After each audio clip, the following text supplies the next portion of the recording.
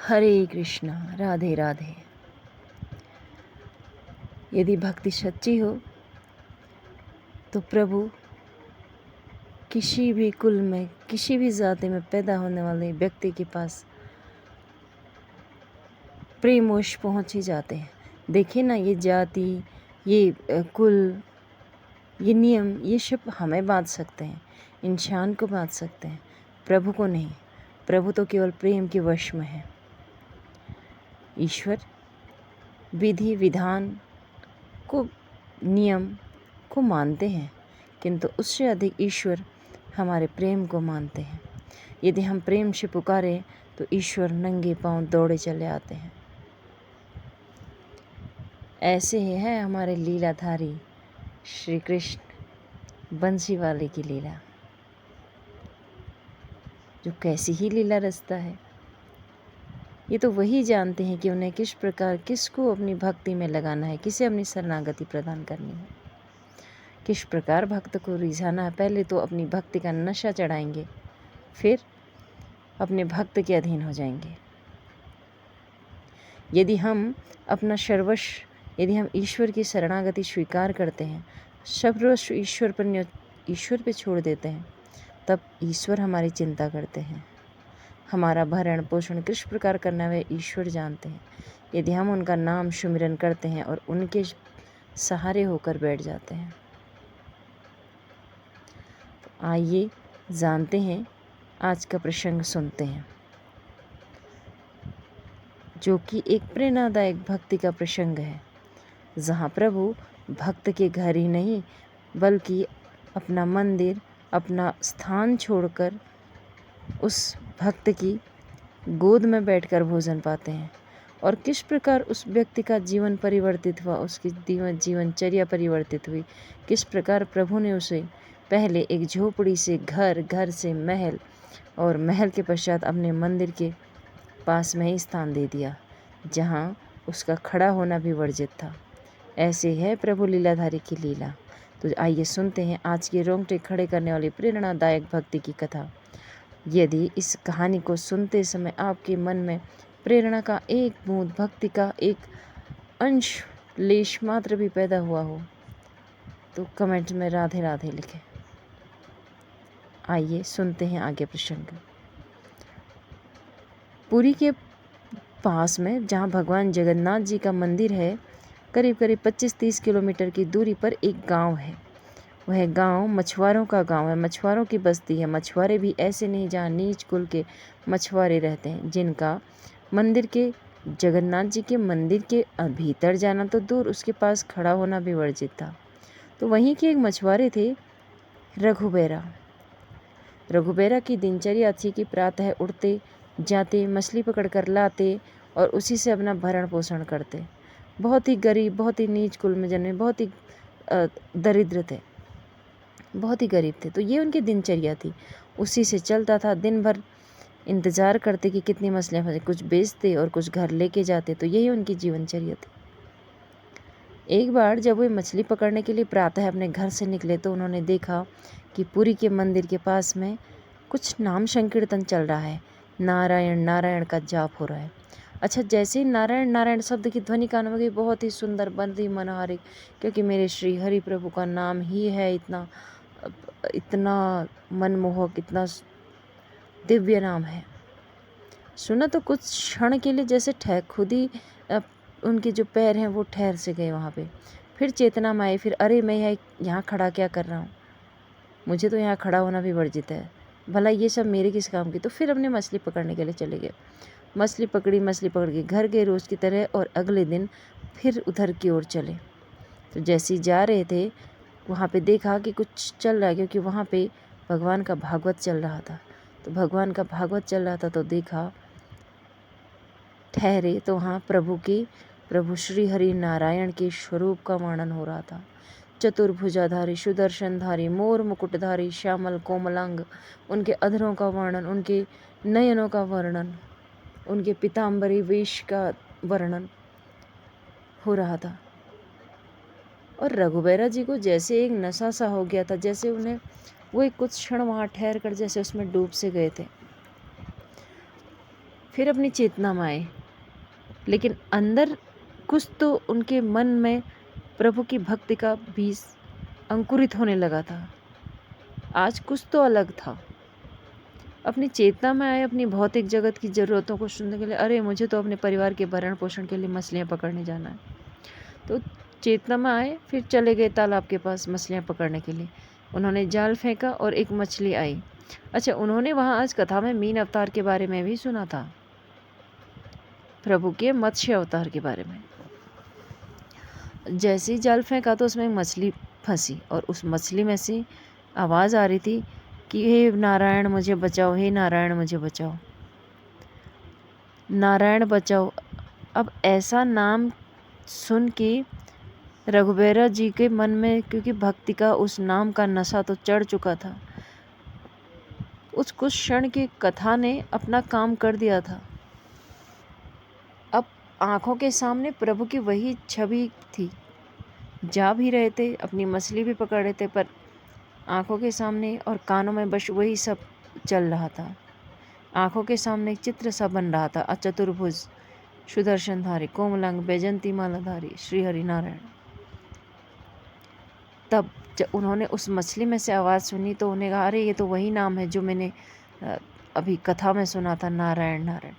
तो हाथ जोड़े, उन्हें उसी एक थोड़ा सा पानी लिया, गड्ढा बना के उसमें उस मछली को रखा और हाथ जोड़ के बोले कि हे प्रभु, मैंने आपके मीन अवतार के बारे में सुना है, इसमें से प्रभु श्री नारायण नाम की धुन आ रही है, मैंने आप ही को अपना मीन अवतार मान लिया है। हे प्रभु, अब मेरी यह अभिलाषा है कि मैं अब यहाँ से घर तभी जाऊँगा जब आप मुझे अपने स्वरूप के दर्शन कराएंगे। ऐसी जिद पकड़ ली कि न खाऊंगा, न पीऊँगा, ना ही घर जाऊँगा, मुझे इस भौतिक जगत में नहीं जाना है, मुझे आपके दर्शन करने हैं। ऐसी जिद पकड़ के रघुबीरा जी वहीं बैठ गए। अब ये था शुरुआत ईश्वर के भक्ति में लगने का, जीवन परिवर्तित होने का, ये शुरुआत था। अब वहीं बैठे रहे, सुबह से सांझ हो गई, रघुबीरा जी अपनी जगह से हिले नहीं। बस वही प्रार्थना थी कि मुझे भगवान के उस स्वरूप का वर्णन करना है जो मैं आज सुन के आया हूँ, मुझे उसके दर्शन करने हैं जो मैं आज सुन के आया हूँ। शाम का समय था, अंधेरा हो गया था, क्योंकि सब लोग घर जा चुके थे, रात्रि का समय था, जंगल के बीचों बीच था। क्योंकि आज तो शहर है, हर तरह शोर शराबा, ये काफ़ी वर्ष पहले की बात है।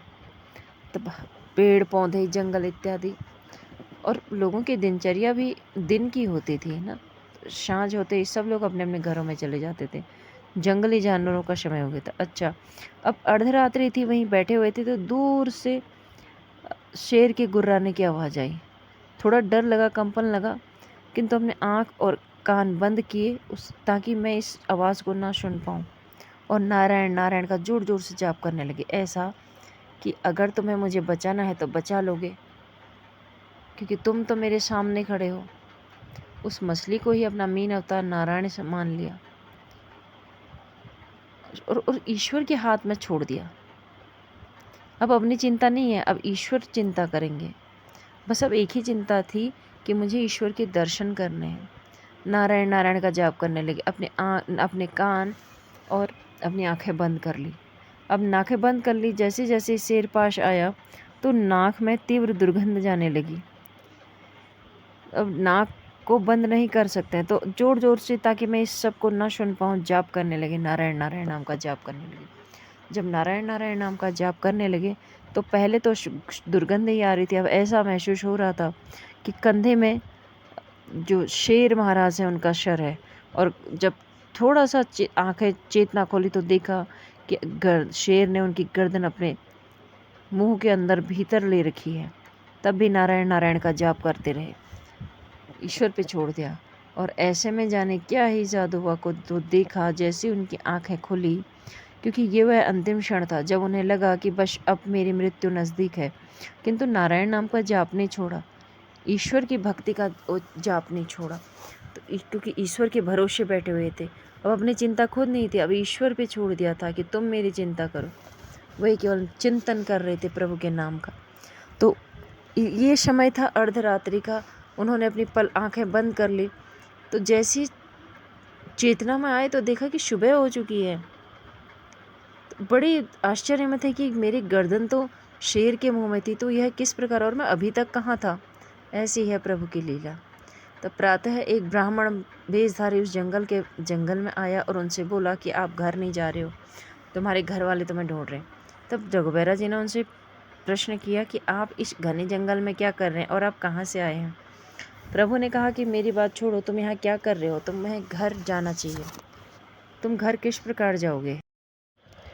तब उन ब्राह्मण महाराज के बार बार बोलने पर भी जब रघुबीरा जी अपने घर जाने को राजी नहीं हुए और ब्राह्मण देवता से आग्रह किया कि कृपया आप चले जाएं, मैं तो जब मेरे प्रभु के अवतार का दर्शन करूंगा मैं तभी यहाँ से जाऊंगा। तो ब्राह्मण बोले कि कहाँ है तुम्हारे भगवान। तो बोले, मछली की ओर इशारा करके बोले कि ये हैं, मैंने तो इन्हें ही मीन अवतार माना है, और जब ये मुझे अपने उस चतुर्भुज रूप का दर्शन नहीं कराएंगे मैं तब तक घर नहीं जाऊंगा। तब ब्राह्मण देवता बोले, अच्छा ऐसी तुम्हारी जिद है। बोले हाँ। तो फिर लो, कर लो दर्शन। तो रघुबीरा ने इधर उधर देखा तो बोला कि कहाँ से करूं दर्शन। तब ब्राह्मण देवता बोले कि मैं ही तो हूँ तुम्हारा चतुर्भुजधारी सुदर्शनधारी नारायण, तुम्हारे सामने खड़ा हूँ। रघुबीरा जी ने बोला, क्या मजाक कर रहे हैं, आप जाइए। तो इतने में देखा कि भगवान का सुंदर मनोहारी सुदर्शनधारी रूप रघुबीरा जी को दर्शन हुए। जब दर्शन हुए तो निहारते रहे, आँखों से अश्रुधारा बहने लगी। तो क्या ही दृश्य होगा, हम उसका किस प्रकार अनुमान भी नहीं लगा सकते कि जब ईश्वर हमें दर्शन देते हैं तो हम किस प्रकार विहल होते, किस प्रकार की जो भीतर से जो मनोदशा होगी वह किस प्रकार की होगी जब हमें ईश्वर के दर्शन होते हैं। तो रघुबीरा बहुत ही भावुक था, एक अलग ही एहसास था ये ईश्वर का दर्शन करना। तब प्रभु बोले कि रघुबीरा, अब तुम्हारी इच्छा पूरी हुई, अब तुम अपने घर जाओ, अपने परिवार का पालन पोषण करो। तब रघुबीरा जी बोले, नहीं प्रभु, अब मैं आपके दर्शन करके इस भौतिक जगत में नहीं जाना चाहता, मुझे केवल आपका नाम जप करना है, और मैं इस कार्य को नहीं कर सकता। आपके दर्शन करने के बाद मैं मछली पकड़ने का, मछली मारने का ये पाप नहीं कर सकता। तब प्रभु बोले कि रघुबीरा, तुम्हें कुछ नहीं करना है, तुम अपने परिवार के पास जाओ। अच्छा देखो, प्रभु ने भी उनसे आग्रह किया कि आप अपने परिवार के पास जाओ। ऐसा नहीं है कि हम भजन सिर्फ जब केवल सन्यासी जीवन में या घर से मतलब दूर रहकर ही कर सकते हैं, गृहस्थ रहकर भी भजन होता है, क्योंकि गृहस्थ भी धर्म के अनुसार प्रभु ने ही गृहस्थी बसाई है। तो इस प्रकार बार बार आग्रह करने पर जब रघुबीरा नहीं माने, तब प्रभु ने उन्हें वचन दिया कि जब भी रघुबीरा उन्हें याद करेंगे, प्रभु उन्हें अपने दर्शन दिखाएंगे, और उन्हें मछली पकड़ने का या इस तरह का कार्य करने की कोई आवश्यकता नहीं, सब प्रभु करेंगे। तो प्रभु ने उनसे कहा कि तुम सब मेरे पे छोड़ दो। और इतना सुनकर रघुबीरा घर की ओर चले। अब चेहरे पे एक अलग तेज था, चाल अलग थी, कुछ अलग ही था।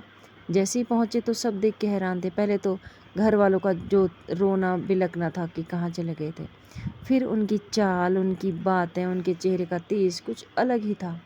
सब सोच में थे कि इसको हुआ क्या है, कुछ अलग ही है।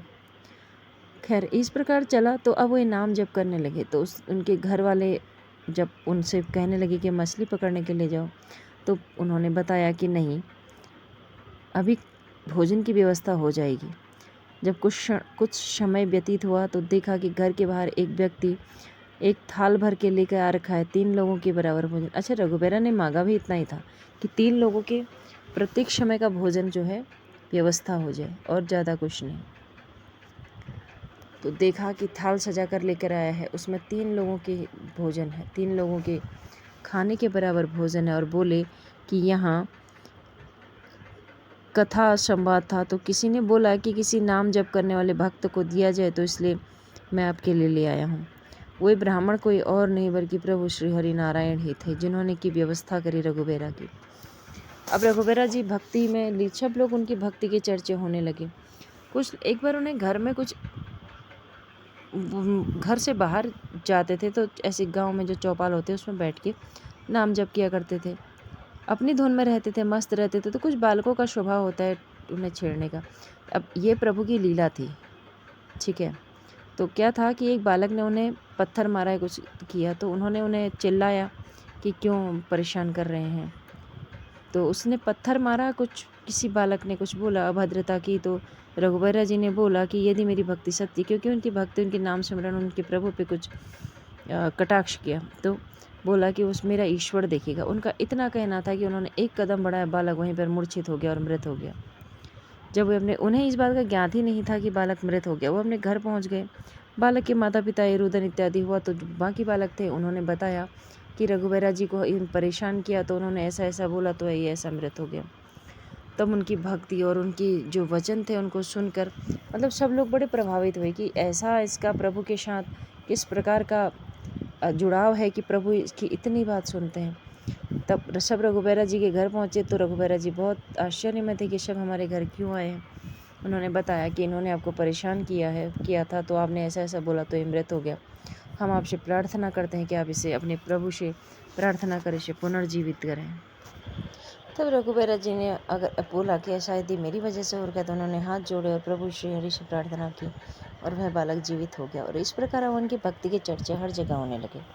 अब लोग उनके घर पे ही चढ़ावा दे जाते, क्योंकि प्रभु ने उनके भोजन की व्यवस्था करनी थी। प्रभु को लगा कि रोज़ रोज़ किस प्रकार भोजन भिजवाऊंगा, तो इस प्रकार उनकी व्यवस्था बनाई कि अब लोग घर पे ही देखे जाते।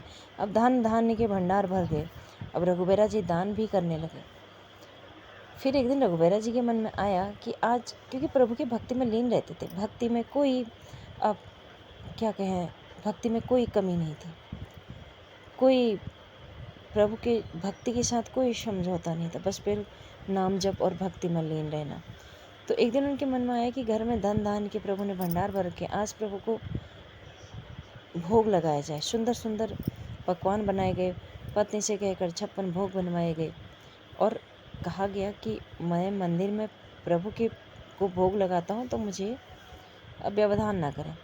अब वहाँ बैठे प्रभु के ध्यान में लीन हुए और प्रभु से आग्रह किया, क्योंकि भगवान ने उन्हें वचन दिया था कि वे जब भी उन्हें पुकारेंगे प्रभु उन्हें दर्शन देंगे। तो दर्शन दी, बोला, आग्रह किया कि प्रभु आओ, आज मैं आपको अपने हाथों से भोजन कराऊंगा, भोग लगाऊंगा। तो इस प्रकार प्रभु का आग्रह किया, आंखें बंद की और प्रभु एक बालक का रूप लेकर उनकी गोदी में बैठ गए। प्रभु अपना पुरी का जगन्नाथ धाम छोड़कर उनकी गोदी में बैठ गए और भोजन पाने लगे। अब ये क्रम चल ही रहा था कि वे उनके मुखमंडल को निहार रहे थे। उन्हें बाहर की चेतना ही नहीं थी, वही केवल प्रभु के मुख को निहार रहे थे और उन्हें भोग करा रहे थे। लेकिन यही समय था कि जब पुरी के जगन्नाथ जी मंदिर में भी भोग का समय हो रहा था। वहाँ भोग लगने की एक विधि है कि जो पंडित लोग होते हैं, अंजलि में पानी लेकर तुलसी पत्र डालकर हाथ में रखते हैं, तो यदि उसमें प्रभु की परछाया दिख जाए तो समझते हैं कि हाँ, भोग प्रभु ने पा लिया। अब आज बहुत देर होगी, बहुत विलम्ब हो गया कि प्रभु भोग ही नहीं पा रहे हैं, उसमें छाया ही नहीं दिख रही है। तब महाराज को बुलाया गया। महाराज आए। अच्छा, जब महाराज प्रभु के पास आते हैं तो बिल्कुल दास्य, अपना राजसी सब छोड़कर केवल एक सिंगल धोती वस्त्र पहनकर प्रभु के शरण में आते। तो प्रभु को प्रणाम किया, माफ़ी मांगी, प्रभु क्या गलती है, इस प्रकार कहने लगे। तब अब इसमें क्या है कि जब कोई त्रुटि हो जाती है, समझ नहीं आता है, तो जो वहाँ की राजा, संचालक या बड़े पुजारी होते हैं, वह मंदिर के गर्भगृह में सोने का प्रयत्न करते हैं, ताकि, क्योंकि प्रभु स्वप्न में आकर आदेश करते हैं। तब जब उन्हें सोए तो प्रभु ने आदेश किया कि तुम्हारी कोई गलती नहीं है, मैं जो हूँ इस बस्ती में हूँ, मुझे यह भोग करा रहा है, तो मैं किस प्रकार अपने पूरी मंदिर में आ सकता हूँ। अब ये प्रभु की लीला थी, क्योंकि प्रभु को, रघुबीरा को अपने मंदिर के पास में निवास दिलाना था और महाराज वहाँ से अपने रथ लेकर दौड़े, उनके पीछे उनके सैनिक भी दौड़े उस बस्ती में।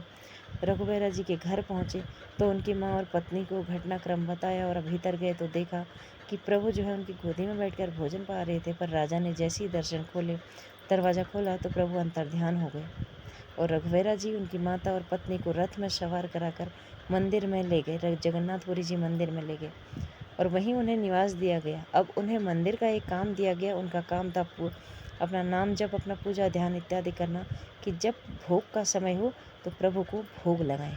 तो इस प्रकार प्रभु ने रघुबीरा जी की व्यवस्था बनाई, जिनका मंदिर में जाना ही वर्जित था।